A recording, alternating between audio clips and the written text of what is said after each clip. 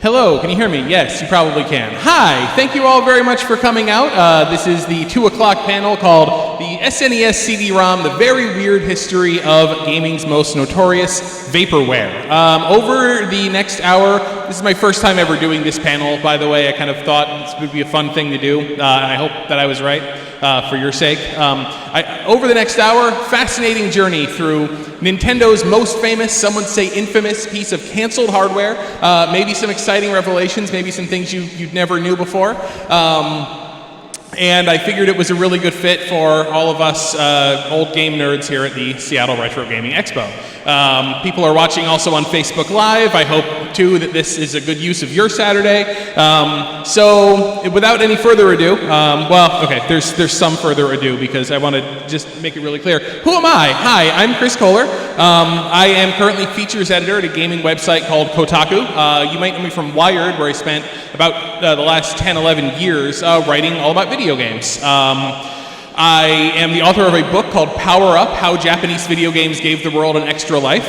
It's an old book that I wrote, which now has a brand new chapter, and it's all about Japanese video games. And I have them here for sale at the show, if anybody is interested. And in fact, I also wanted to say that I just wrapped another book called Final Fantasy V. It is about the game Final Fantasy V, and it's going to get published by Boss Fight Books in October of this year. And I can't say anything else about it because we haven't talked about it, but if you like reading books about old Japanese video games, I have another one for you.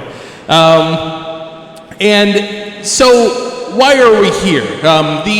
The story of the Super NES CD-ROM is this really fascinating kind of multi-year saga, and the basics of it being that Nintendo was originally going to do a CD add-on for its Super NES in the early 90s, just like Sega had the Sega CD, TurboGrafx had the TurboGrafx CD. Nintendo was like, we should have a CD-ROM thing too, and we're going to partner with Sony.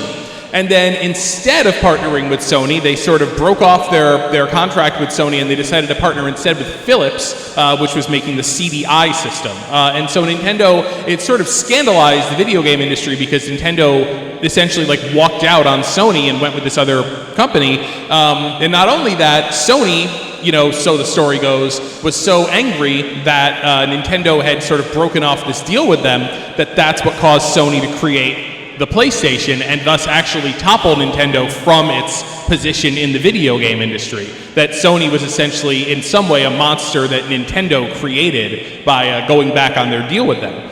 And that's a story that often gets told, and we've been talking about this story a lot over the past year and a half, because in late 2015, this thing, which has basically been called the quote-unquote Nintendo PlayStation as a sort of a shorthand way of figuring out what it is. But this thing was recently rediscovered, and it was rediscovered in the home of a guy named Terry Diebold, and he's actually here, and this is actually here if you haven't seen it, and it's over there. And then you can go check it out after this if you have not already. And I'm going to tell you what this is and what this isn't. In short, the short story that Terry will actually get into tomorrow in his own Q&A is that he worked for a company that was run by the guy who used to be the head of Sony's American gaming division. And then that company got shut down, they auctioned off all the stuff, and Terry was buying, he thought he was buying like tableware, flatware, plates and forks and things like that. And then in the box with the plates and forks was this. And he's like, that's cool. And he put it in his attic. And then, you know, later on they were kind of like, oh, this is really a thing. What is it? It's a prototype. It was never officially manufactured or sold, and it was made by Sony. Sony had acquired a license, the rights from Nintendo to use the Super Famicom, the Super Nintendo hardware is in there, to use that and to put a CD-ROM drive on it and then to sell it as a Sony-branded machine. It would play Nintendo cartridges and then Sony would make CD-ROM software for it. This deal would then eventually fall apart in a spectacular fashion. This thing would never come out. It all gets pretty interesting. We're getting ahead of ourselves a little bit. I want to go back first to 1988, because that is when Sony and Nintendo signed the deal. Like that system, the Nintendo PlayStation, that was revealed in 91. But Sony and Nintendo actually got together to say, okay, we're going to work out a deal where we can make a Super Famicom and we can put a CD-ROM drive in it, you know, under license from you guys. And this contract was signed in the year 1988. Super Famicom, the Super Nintendo, did not exist yet. What was happening in 1988 for a quick refresher? In 1988, Mega Man 2 was released in Japan. In 1988, Final Fantasy 2 was released in Japan. That's the 8-bit version, the one that didn't come here. And at the tail end of 1988, Sega had actually released the Mega Drive, the Genesis, in Japan, one of the launch titles being Space Harrier. So that Space Harrier 2 on the right, I mean, that was, in 1988, if you had all the money, that was like some of the best video gaming money could buy at that point. And this was the environment in which, this was the context in which Nintendo signed this deal to let Sony do CD-ROM games. And in fact, nobody really knew what CD-ROM was going to do for video games, because CD-ROM was still a very early technology and it wasn't really being used for that much. It's like, what were you going to do? You have Mega Man 2, like what was 500 megabytes more data going to really do for you? It didn't overclock the system or anything. It literally was just more storage. This I found too, and this was really interesting. So CD-ROM as a consumer technology, as a thing you go to the store and buy, actually was introduced for computers in 1985. CD-ROM, we're looking at the CM100. This is by the company Philips. Philips and Sony pretty much jointly developed the CD and the CD-ROM and all of the sort of technology around that. And this is roughly considered to be like the first CD-ROM attachment for PCs. You could hook this up to your IBM. This cost $1,495 in 1985, so roughly $3,500 today. That's how much it would cost you just to get, it was just a drive. All it was just read CDs. That's all it did. And the pack-in was Grolier's Academic American Encyclopedia, and it was text only. So it was literally just the full text of the encyclopedia, no graphics, nothing fancy, on a disc. And that was what people thought it would do, the encyclopedia, you know, or like, we can put everybody's phone number onto one CD, which is probably a really bad idea. So this is some encyclopedia. I couldn't find any copies or pictures or anything of like 1985 Encyclopedia Grolier's on CD-ROM, but this is an encyclopedia software on the 85 on an Atari ST computer. And Atari had kind of taken one of these CD-ROM drives and hacked it to one of their computers to show what it might be like. This probably looks better than the Grolier's did because this actually has graphics. But again, the CD-ROM by itself did not expand the capability of the computer. Like the Sega CD, that has extra processing power in it, so that's why like it can do like, you know, sprite scaling and cool things with the Genesis couldn't do. But the CD-ROM didn't actually do that. It was just more data. Mega Man 2 was 256 kilobytes. CD-ROM was 600 megabytes. What would be you could put 3,000 copies of Mega Man 2 on a CD-ROM, but what is the point? You had to kind of be a crazy visionary to even imagine that like the CD-ROM added to a game system would give you some sort of a benefit. And in fact, also in 1988, and I'm not neglecting this, as 1988 came to a close, this came out. December 4th, right at the end of the year, NEC Home Electronics put out the PC Engine CD-ROM 2, which was actually it was supposed to be pronounced the PC Engine CD-ROM-ROM. And this connected to the PC Engine, which was the TurboGrafx in Japan. That had come out in 1987, and then a year later they followed it up with the CD attachment.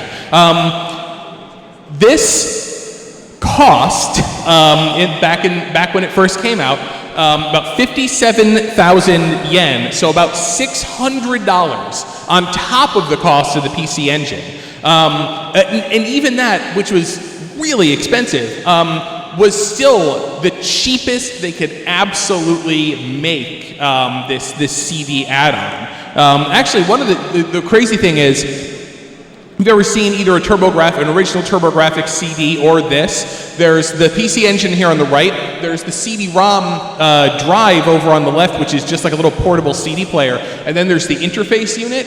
The reason they're all separated is because Japan had a special tax on audio equipment, but not on like the computer equipment and the interface unit. So they made them separately, and they sold all 3 pieces of this separately, so that you only got taxed on the CD-ROM player and you didn't get taxed on the other stuff. Like that's how expensive it all was, and that's how many lengths they went to make this more affordable. In 1988, you could buy a CD-based video game system if you were in Japan, had way too much money, and you're not good with that money.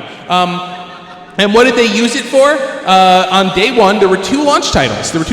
One was Fighting Street, which was just the original Street Fighter with the red hair Ryu. And one was Noriko, which in the grand tradition of Japanese video games lets you go on a date with a 15-year-old girl. Why though? And again, at first you would look at these 2 games and think fighting game, dating game, very disparate genres. The connection between these 2 launch games is that they both used voice samples. If you remember the original Street Fighter, the original Fighting Street, actually, when the guys had their lose quotes and their win quotes, they actually spoke them to you. And Noriko, she was a pop idol. The whole thing was about, like, she would speak to you, you could hear songs that she would sing during the game. It was all about voice. And so that was what they originally kind of thought they could do with the CD-ROM add-on was, we're going to take regular old video games and then they're going to talk to you. And that was the easiest thing to figure out. We could just fill the disc up with audio. By the way, again, a note, like if you've been following along, these 2 games share the title of being the first games on CD-ROM media ever. There were no PC CD-ROM games in 1988. There was no other platform we could actually play video games. This is, if somebody ever asked you what were the first 2 games on CD-ROM, period, it was these. You may wonder what was then the first like computer CD-ROM game. It was The Manhole, which was by Cyan Worlds, the guys who would go on to do Myst. They did a CD-ROM version of The Manhole, which is like extremely rare today. So, this guy. The Sony Nintendo CD-ROM deal of 1988, which, unless the contract was signed in the later days of December, was done before there was even any such thing as a CD-ROM gaming system to talk about. Ken Kutaragi, this Ken Kutaragi right there, he was a young engineer at Sony. He was in his 30s. Earlier, he had secretly basically struck a deal with Nintendo to put he did the sound chip in the Super NES, in the Super Famicom. And Sony management didn't really want to do it, but Sony was a big enough company in those days. Apparently, you could just do it secretly, and it was a success. And he's like, okay, we gotta keep moving more into video games. He was really thinking at Sony like, Sony has to do video games. The board at Sony was like, no, we really don't. So he goes to Nintendo, and he really has this vision that like CD is the medium of the future. We got to put a CD-ROM drive into Nintendo's next console. Because he's still thinking about sound. He's still thinking about, the Super NES sound chip was beautiful, as we know. And he's still thinking about music. And he's like, let's do this. And so he did get Nintendo and Sony to sign this deal where, this Nintendo PlayStation sort of thing, Sony would make that, and then Sony would work with Nintendo to make an adapter that would plug into the bottom of the Super Famicom, and then that would, kind of like, create the whole thing without you having to buy a full system if you already had a Super Famicom. So here is the problem from Nintendo's perspective with the contract that they signed.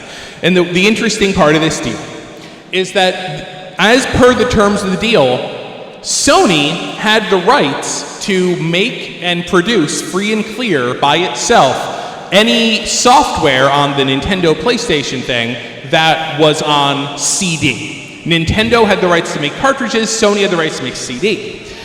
Now this is really a strange deal for Nintendo to be signing if you know that Nintendo then, and quite frankly now, makes most of its money through licensing. If you want to make a game for a Nintendo platform, Nintendo gets its cut.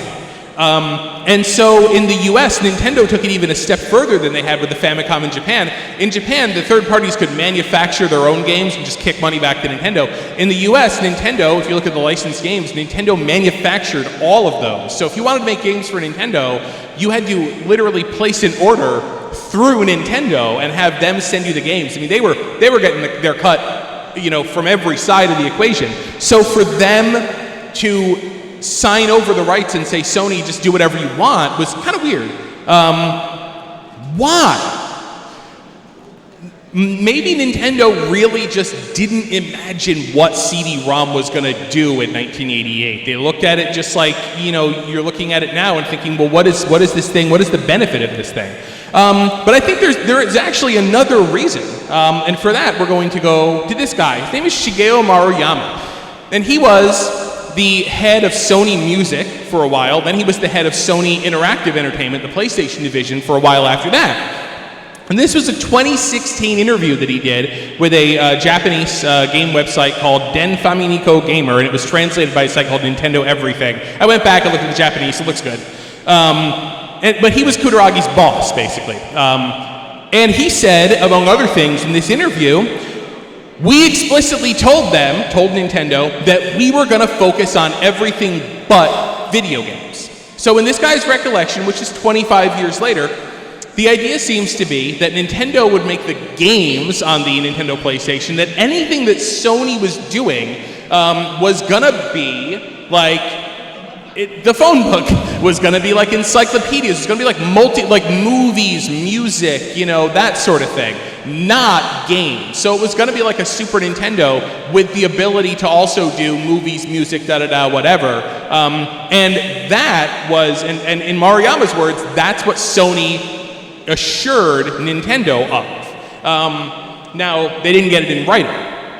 So the Nintendo PlayStation is really very much along the lines of devices like this. Like, Nintendo licensed out the Famicom hardware to the company Sharp, and they did things like the Famicom Titler, which is a Famicom or an 8-bit NES with the ability to do subtitles if you want to do like videos with graphic overlays and stuff like that. Like, that was a thing. Nintendo would license you the rights to put their hardware into something that was sort of an all-in-one.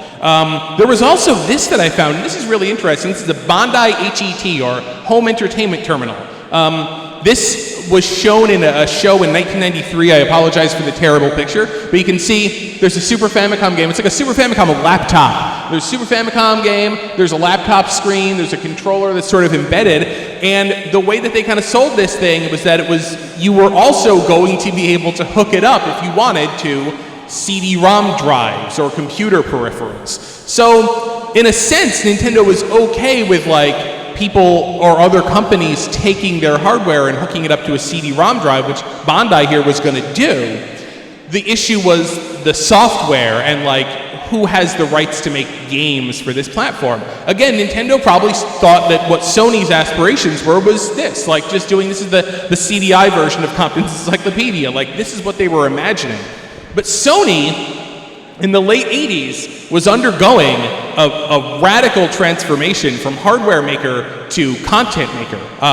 In 1987, prior to the deal, Sony was basically a technology company that had just acquired CBS Records. CBS Records was the label which Michael Jackson at the time was currently signed to. Japan at the time was going through the asset bubble. Japan, this was when everybody was worried that like Japan was going to buy all of America, in Japan. The Japanese conglomerates started snapping up the big American businesses. Sony acquires CBS Records. Okay, whatever, they publish music, that makes sense. In 1989, Sony buys Columbia Pictures. Sony purchases one of the great American Hollywood movie companies.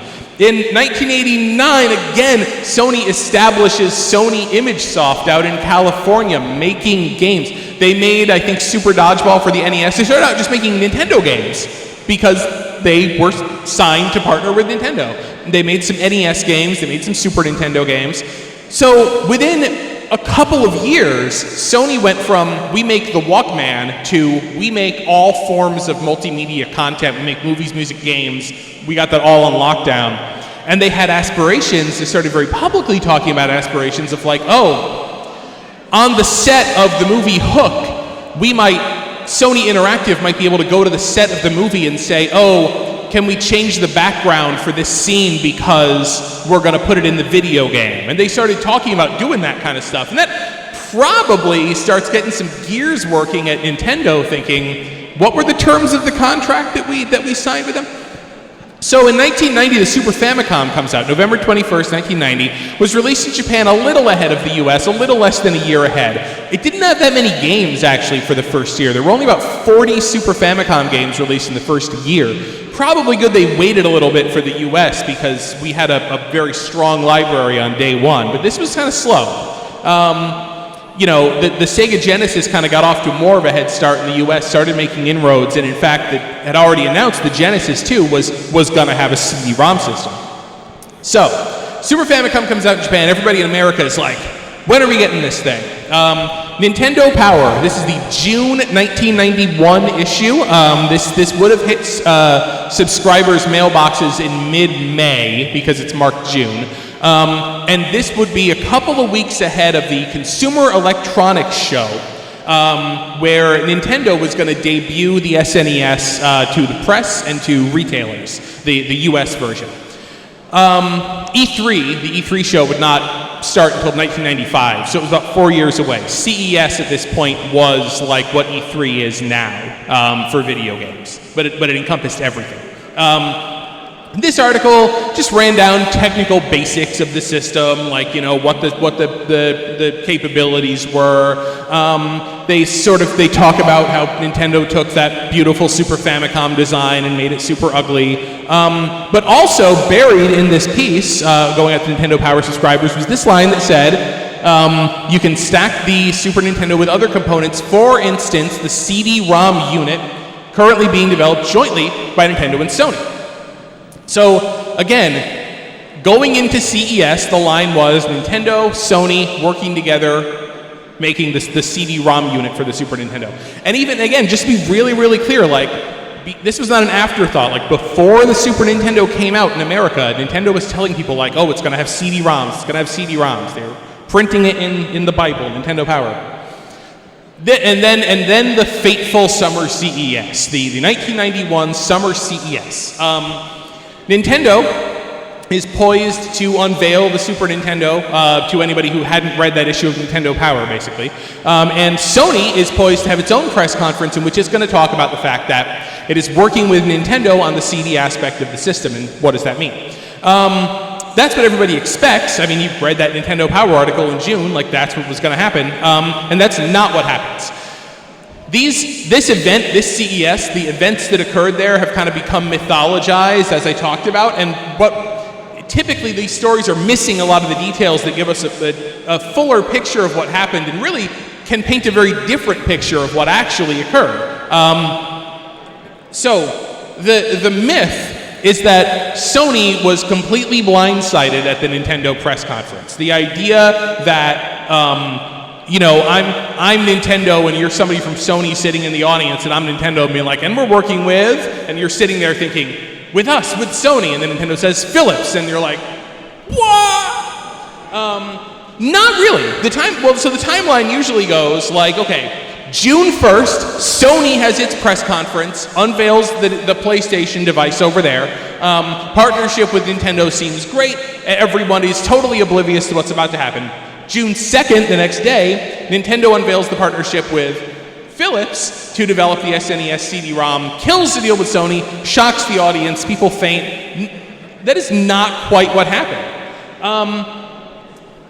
This is an article from the Seattle Times, May 31st, 1991, before Sony's press conference, and it says, Nintendo, Philips join in games on CD. Nintendo has agreed with Philips to put its popular video games in compact discs. And that's a Nintendo spokesperson saying that to the Seattle Times one day prior to Sony's press conference, where Sony supposedly in this story did not know that this was going on. Okay, well, it was in the newspaper. And in fact, if you go to David Sheff's book, Game Over, which is about the history of Nintendo, you see in this book that Sony executives had learned about the press conference, meaning the Nintendo press conference where they were going to kind of go with Philips instead of Sony. Sony executives learned about it 48 hours earlier, now May 31st being 48 hours earlier than June 2nd, so they learned about it probably from reading the newspaper, and they were stunned, but they were stunned then and they did everything they could. Howard Lincoln is a former Nintendo executive. They did everything they could to stop the Nintendo press conference from happening. The head of Sony, Norio Oga, he called Yamauchi, who was the president of Nintendo, like personally called him to try to be like, don't do this. But Nintendo at that point would not be swayed because they wanted out of the Sony thing. Something else crazy. Sony goes ahead with their conference on June 1st. And instead of coming out of it thinking, ooh, Sony and Nintendo are great partners and they're buddy-buddy, the reporter for the New York Times comes out of that Sony press conference saying, Sony is making moves against Nintendo. And the story is titled, Sony, Nintendo's partner, will be a rival too. And they note that Sony will essentially be a competitor of Nintendo because they're going to be able to sell this PlayStation and make their own games for it. The story described the terms of the deal, and Sony confirmed at that time, yeah, we retain all the rights to make all the compact disc games for this system. And noted that, like, people noted this was a bad deal for Nintendo. They gave up a big advantage, and even said at the very end of this story, it is curious that Sony would announce a partnership with Nintendo at this conference when news reports from yesterday said that Nintendo was going with Philips. So I would suggest a different timeline of events. That being May 31st, Nintendo tells the media we're partnering with Philips. June 1st, Sony announces the PlayStation, but is seen as Nintendo's rival. And finally, Nintendo announces the Philips deal on the stage at CES and surprises, at this point, nobody who's been reading the newspaper, following along, knew anything about what was going on. Maybe if you've been, on a plane for the last couple of days or whatever, you didn't know, but Sony knew, and people saw Sony's move as possibly even a reaction to the fact that they knew what was going on. Now again, my take on this is that both of these companies were basically making moves against each other. Both of these companies, Sony got their into video games, then looked back at the contract and thought, ooh, we told them we weren't going to do video games, but there's nothing in here that says we can't, so maybe we will. And Nintendo says, gee, we probably put too much trust in them and what they said and less in what the contract was. Nintendo felt they had to get out of the contract, but importantly, so our friend Shigeru Maruyama, former head of Sony Music, former head of Sony Interactive, said, it's easy to say that Sony was 100% the victim and Nintendo was 100% the wrongdoer. That's the story the company gave all of us. But, he says, and this was just an interview last year. This guy's retired. He doesn't have any, nothing to hide anymore. He's like, it's a mystery why nobody filed a lawsuit. It's a mystery why, like, Sony never, like, if we were so wrong, why didn't we sue Nintendo? Why didn't we do anything? And he says, I get the feeling something was going on. I get the feeling there was more to the story. And there had to be a reason Sony wasn't able to go after them. And they didn't. Nothing public happened. There was no reprisal or anything like that. They just sort of went their separate ways. All right, so maybe a holiday season that you guys remember as well as I do. The Super Nintendo was released at the end of 1991. It was a good time. Also, interestingly enough, the CDI, the Philips CDI machine, which was a CD-based game playing machine by Philips, Nintendo's buddy, released in December 1991. And the idea was still that they never explained this, but they always said, it's like, okay, well, there's the CDI, and when the Nintendo CD-ROM thing comes out, you'll be able to play the CDI games on the Nintendo CD-ROM, on your Super Nintendo, but they never really talked about how that would happen. But Nintendo and Philips were still partners, and the CDI was still this sort of weird thing, like, that was sort of part of the deal and sort of not. Okay. The Super Nintendo CD-ROM saga drags into its second year. The next update that we get, and I remember getting this issue of Nintendo Power, the April 1992 issue. Super Nintendo had been out for like 6 months, so they send this out to their millions of subscribers, and again, Nintendo Power is like, here's the CD-ROM. We're not going to show it to you or really talk much about it, but this is what's going on. They reconfirmed they're doing the CD-ROM with Philips. They invited developers, they talk about in this article, they invited developers out to a big meeting at Nintendo's headquarters to discuss the technical aspects of the CD-ROM, what you got to do to develop for it. And then they do this Nintendo Power article to kind of set the tone and sort of say to people like, you know, let's cut through the rumors about this, and this is what we're actually doing. The facts, as they were laid out in this piece, this thing is coming out in January 93. It's going to be about $200, and the article ends by saying it's just around the corner. They don't mention many games. They mention 2 games in this article. One game is Cosmic Osmo. That was a CD-ROM game that had been made for the PC and the Mac by Cyan Worlds. It was one of their follow-ups to the Manhole. Still hadn't done Myst yet. And there was one other game that was referred to in this article as simply Guest. And that game was The Seventh Guest. If you're familiar, it's a puzzle game, but it's a CD-ROM only game, and it has all these like videos of actors playing out a ghost story while you're solving like terrible logic puzzles. It was one of those really pioneering CD-ROM games, but not great. And Nintendo made a big deal. They showed screenshots of The Seventh Guest. They talked it up like it was the most amazing thing. And in fact, they did that because Nintendo, needing software for what they felt was going to be the CD-ROM system they were going to make, they went out and they acquired the exclusive console rights to The Seventh Guest for $1 million. And they never used them. They sat on this game. And if you think about it, collectors out there, you know, like, The Seventh Guest is available on PCs, and there's one other version of The Seventh Guest, which is on the CDI, because that was considered sort of part of the Nintendo deal. But there's no Seventh Guest on 3DO, PlayStation, anything. And those would have been perfect machines to port it to, but Nintendo had actually gone out and bought the rights to The Seventh Guest and then just sat on it. Hey, another myth. Speaking of games for this thing, and I actually feel bad because I'm on this podcast called Retronauts. It's a podcast about old video games you should listen to. And we just did a Secret of Mana episode that I think is going to air probably pretty soon.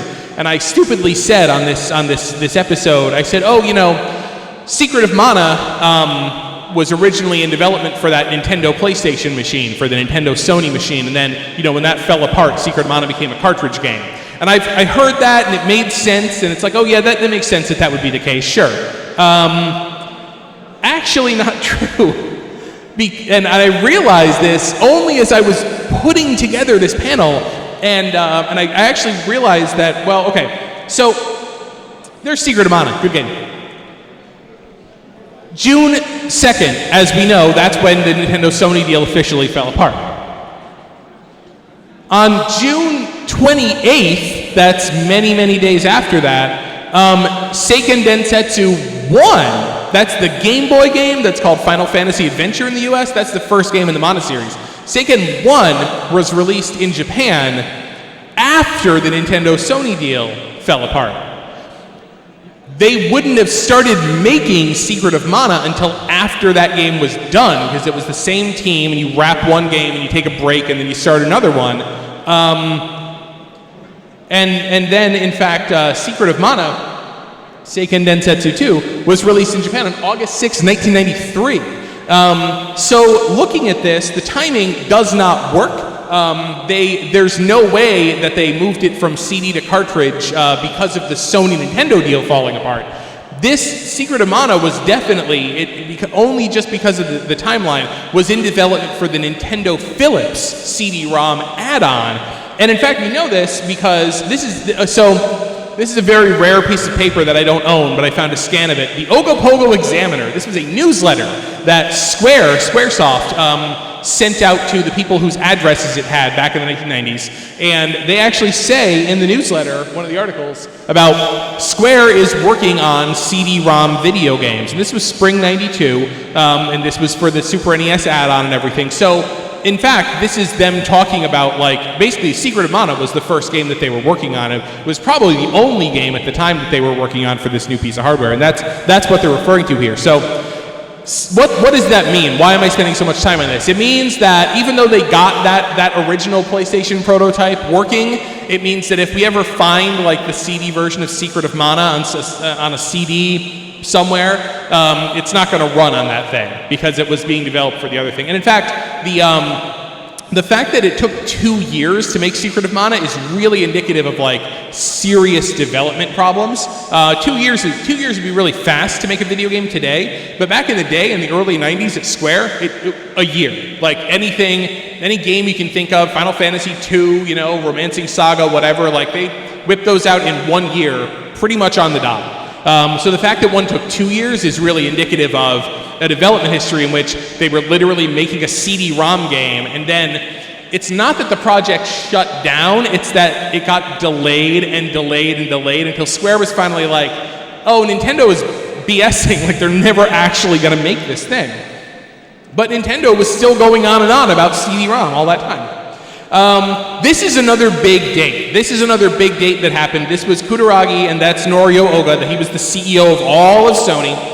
There was a board meeting, and the board of directors of Sony was like, we don't want to keep going with video games, let's just leave it.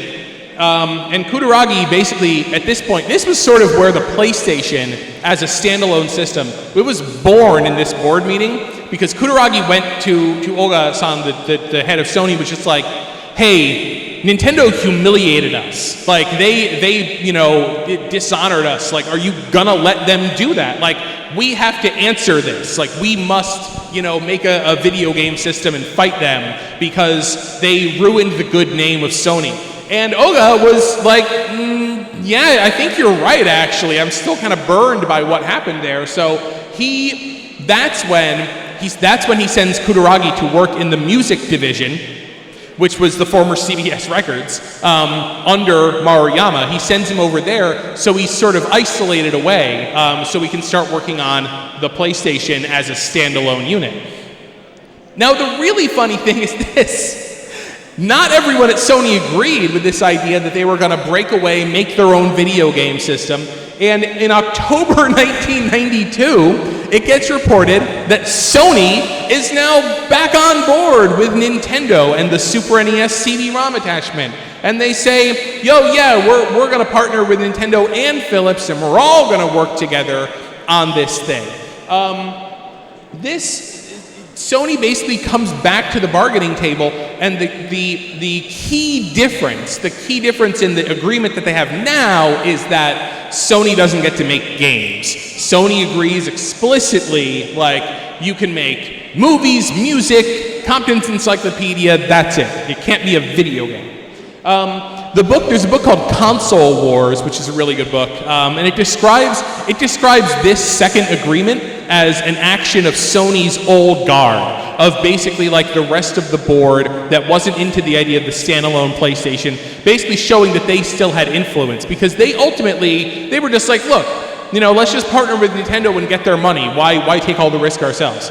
And somehow the Philips and the CDI machine were still involved somehow. It just got more complicated, and they never, I mean, it was really truly vaporware in the sense of they never showed the unit. They never got further than just saying, it's coming, you guys, it's gonna be great, you're gonna love it. We are nearing the end. February 1993. This was Nintendo's last stand, as far as I can tell. They still, again, February 1993, original release date of January 93, come and gone. But they had another conference. Thank you to my friend Steve Lynn, who actually acquired and scanned all of these documents from this conference. This was a technical conference held at Nintendo, and basically, again, as I mentioned earlier, they would get the developers together and run down, you know, the technical aspects of the system. And from these documents, we can see some kind of interesting things. I'm not going to bore you with all the details. But you'll kind of notice that there was like, well, or maybe not, you know, there was a system cartridge that plugged into the Super Nintendo cartridge slot, and that apparently from these documents is what contained like the 32-bit coprocessor for this thing, and contained all the hardware. And then the CD unit that went underneath was literally just the drive. So all the actual hardware was in the cartridge.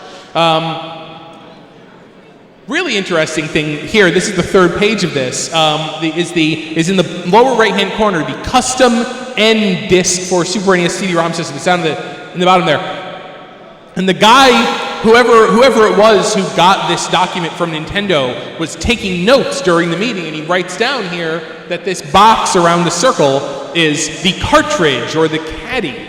And in fact, that means that the Super NES CD-ROM, if it ever came out, was going to use these guys, CD caddies. I don't know if you guys, I mean, my first experience with like CD-ROMs, like in middle school, the CD-ROM drives that the school had used CD caddies, and you'd take this plastic cartridge, put the CD in it, and that's what you'd take in and out of the drive, and it was meant to protect the CD. So Nintendo was going to use these for the CD-ROM caddies. By this point had gone out with arm warmers and pop rocks, right? Like nobody wanted CD caddies anymore, but Nintendo wanted them.